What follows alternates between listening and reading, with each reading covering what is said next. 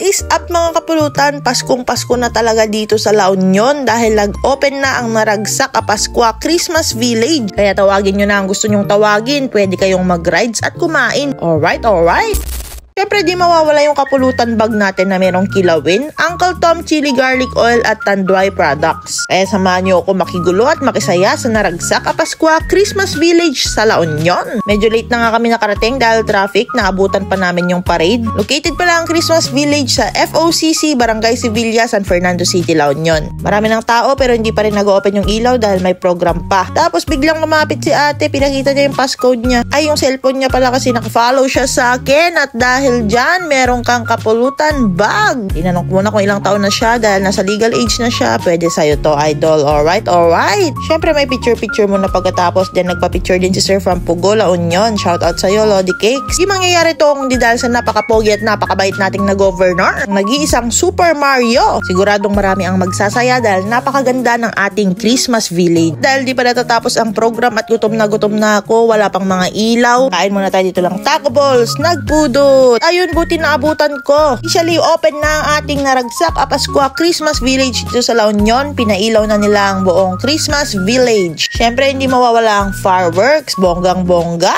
Ramdam ko na talaga ang Pasko dito sa Pinas, lalo na dito sa La Union. Sana masaya ang Pasko nating lahat mga kapulutan. Kaya habang maaga pa, gusto ko kayong batiin ng maligayang Pasko. Dahil Pasko ngayon, di tayo pwedeng hindi mamigay sa mga followers. Sa mga nagpa-picture sa akin kagabi, lapag nyo na dito sa comment section. Mimili ako ng 3 lucky winners na may pinakamagandang picture na mananalo ng GCash. At isang lucky follower na kahit wala tayong picture, basta mag-comment ka lang dito ng alright.